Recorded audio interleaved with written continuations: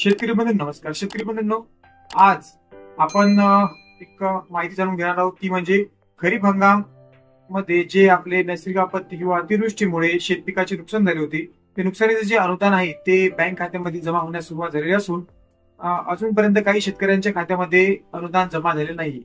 तर अनुदान जमा न होण्याची काय कारणे आहेत, त्याच्यावरील काय आपण उपाययोजना करायला पाहिजे, तर आपण या व्हिडिओमध्ये आज सर्व माहिती समजून घेणार आहोत. व्हिडिओ शेवटपर्यंत बघावा व त्यानुसार आपण पुढील कार्यवाही आपण करावी. तर शेतकरी बंधूंनो, सर्वप्रथम समजून घेणे महत्वाचे की जेव्हा आपले आधार अकाउंट ही जी आपली डिटेल्स आहे, ही डिटेल्स पोर्टलवरती अपलोड झाल्यानंतर आपल्याला एक विशिष्ट क्रमांक आपल्या नावाचा तयार होतो, त्याला विके नंबर आपण म्हणतो. तो विके नंबर तयार झाल्यानंतर आपल्याला त्या विके नंबर आणि तो विके नंबर घेऊन आपल्याला केवायसी करणे गरजेचे असते त्या पोर्टल सोबत. परंतु यावर्षी आपल्याला केवायसी करायची आवश्यकता नाहीये. पण केवायसी करायची आवश्यकता कोणाची नाही की ज्यांचा फार्मर आयडी आहे त्यांना केवायसी करायची आवश्यकता नाही. पण ज्यांच्याकडे फार्मर आयडी अजून काढलेला नाहीये त्यांना तर केवायसी करायची जरूरत आहेच. आपण विके नंबर जर आपल्याकडे असेल तर आपण स्वतः आपल्या अनुदानाचे स्टेटस आपण चेक करू शकतो. त्यासाठी ई पीक पंचनामा डिस्बर्समेंट स्टेटस असे आपण सर्च केल्यानंतर आपला check your payment status site open होते. त्याच्यावरती आपण तो क्रमांक टाकून आपल्या पेमेंट जमा झाली की नाही किंवा आपल्या पेमेंटचं काय स्टेटस आहे ते आपण चेक करू शकतो. तर आपण त्या प्रकारे चेक करून घ्यायचं. जर त्याच्यामध्ये आपलं जर केवायसी पेंडिंग दाखवत असेल तर आपल्या खात्यात जमा अनुदान होणार नाहीये. त्यामुळे केवायसी पेंडिंग दाखवत असेल तर तुमचं सर्वात महत्त्वाचे म्हणजे फार्मर आयडी काढलेलं नसेल तर काढून घ्यावा. तरी आपण फार्मर आयडी लवकर काढून घ्यावा. त्यानंतर आपले जे अनुदान आहे ते तुमच्या खात्यामध्ये जमा होईल. तर याच्यामध्ये शेतकरी बंधूंनो, दुसरा एक आपला एक विषय असा येते की पेमेंट स्टेटस जे आहे हे फेल म्हणते. पेमेंट स्टेटस जर आपल्याला फेल दाखवत आहे त्याचं एकच कारण असू शकते, ते म्हणजे आपल्या बँकेशी आपला आधार नंबर हा लिंक नसेल किंवा आधार जे आहे ही इनएक्टिव्ह असू शकते. इनएक्टिव्ह आधार असेल किंवा आधार सीडिंग झालेलं नसेल तर यामुळे आपले पेमेंट आपल्या खात्यात जमा होत नाही. त्यामुळे पेमेंट स्टेटस फेल, जर पेमेंट फेल असं जर दाखवत असेल आपल्याला चेक केल्यानंतर तर आपण बँकेत जाऊन त्याचं आधार सीडिंग करून घ्यावी. तर आधार सीडिंग किंवा केवायसी आपण बँकेत जाऊन केल्यानंतर त्यानंतर आपले अनुदान जमा होऊ शकते. त्यानंतर दुसरा एक विषय याच्यामध्ये असा आहे की name mismatch as per farmer ID.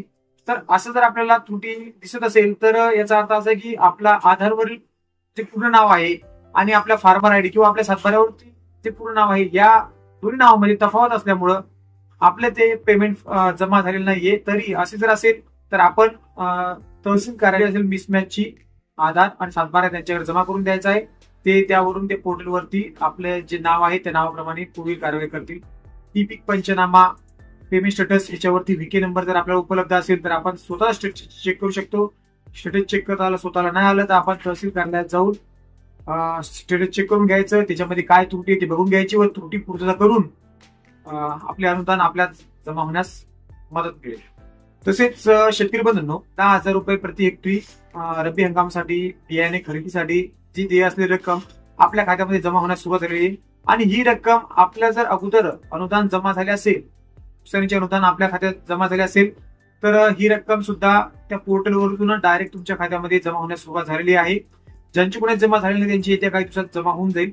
तसेच शेतकरी बंधूंनो, आपले अनुदान जमा झाले की नाही हे बघण्यासाठी आपण आपला आधार क्रमांक ज्या बँकेशी लिंक आहे त्याच खात्यामध्ये आपले अनुदान जमा होणार आहे.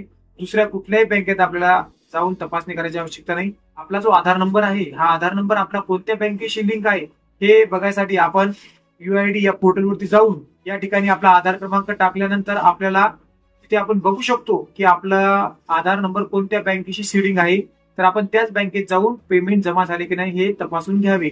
आधार लिंक हा एक वेगळा कन्सेप्ट आहे आणि आधार सीडिंग हा वेगळा कन्सेप्ट आहे. आता आधार बेस्ड पेमेंट सिस्टीम असल्यामुळे तुमचं आधार सीडिंग म्हणजे बँकेमध्ये जाऊन तुमचा नंबर पेमेंट अनेबल करण्यासाठी आधार सीडिंग करणे गरजेचे आहे. तुम्ही बँकेत जाऊन तपासणी करू शकता किंवा UID म्हणजे जे आधारचं जे पोर्टल आहे याच्यावरती आपण आधार नंबर टाकल्यानंतर तुम्हाला आधार सीडिंग एक ऑप्शन दिसते.